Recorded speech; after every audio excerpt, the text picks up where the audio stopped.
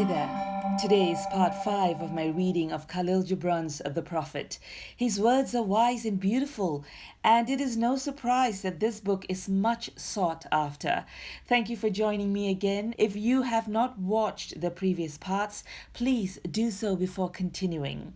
And now, it gives me great pleasure to read Kahlil Gibran's The Prophet to you. Shall we begin? Then one of the judges of the city stood forth and said, "Speak to us of crime and punishment." And he answered, saying, "It is when your spirit goes wandering upon the wind, that you alone and unguarded commit a wrong unto others and therefore unto yourself.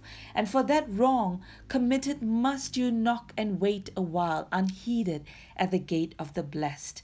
Like the ocean is your God self, it remains forever undefiled, and like the ether it lifts but the winged. Even like the sun is your God self, it knows not the ways of the mole, nor seeks it the holes of the serpent. But your God self dwells not alone in your being.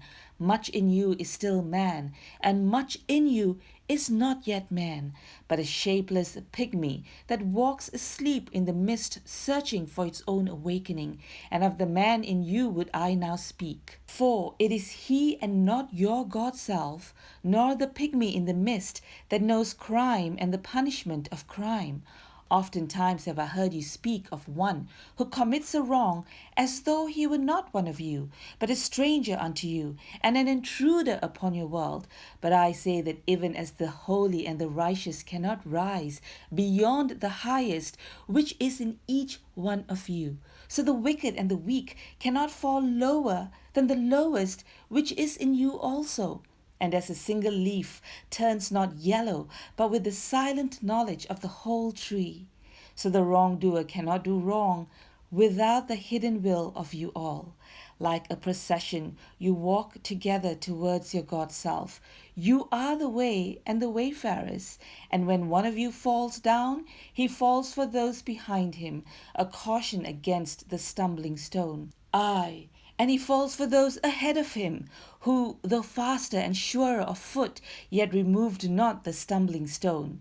And this also, though the word lie heavy upon your hearts, the murdered is not unaccountable for his own murder, and the robbed is not blameless in being robbed. The righteous is not innocent of the deeds of the wicked, and the white-handed is not clean in the doings of the felon.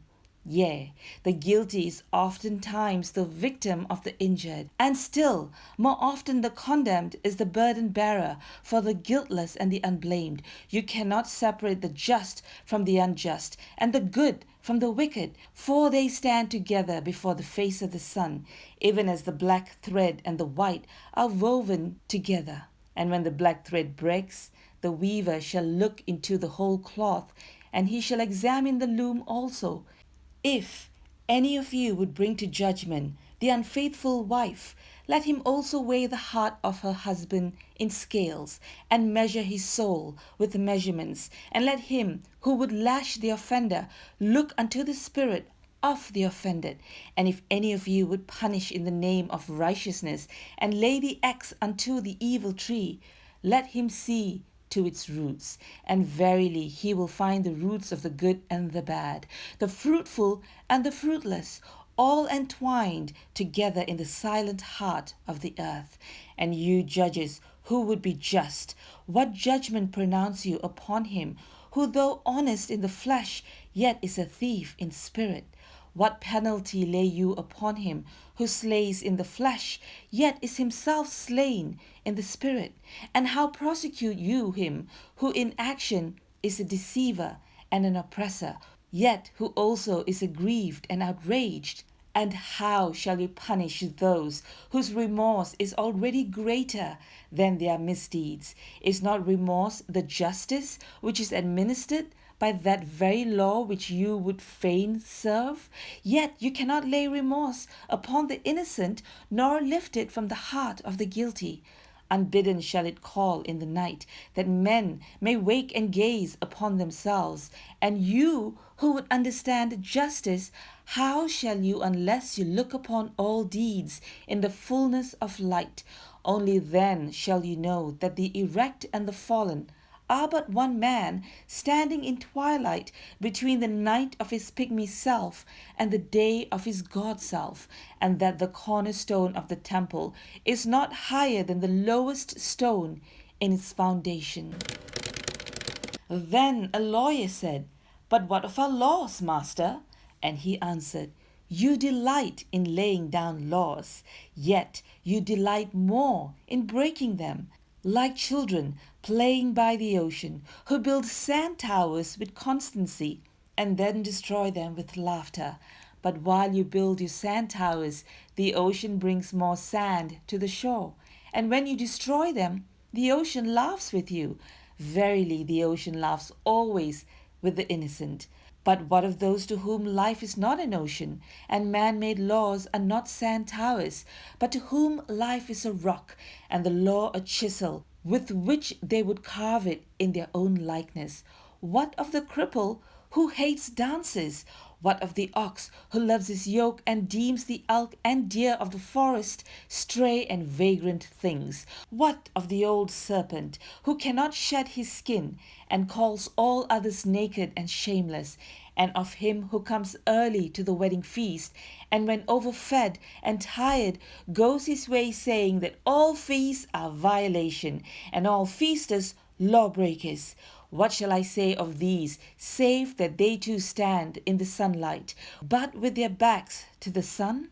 They see only their shadows, and their shadows are their laws. And what is the sun to them but a caster of shadows? And what is it to acknowledge the laws, but to stoop down and trace their shadows upon the earth? But you who walk facing the sun, what images drawn on earth can hold you? You who travel with the wind, what weather vane shall direct your course?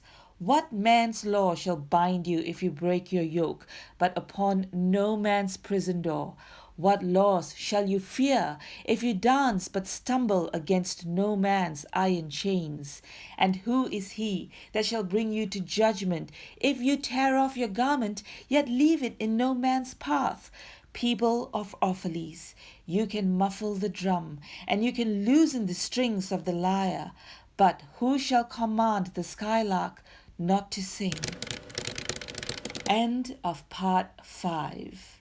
I hope you're enjoying it so far, and remember, this book is in the public domain, which means if you wanted to get a copy and read, you can.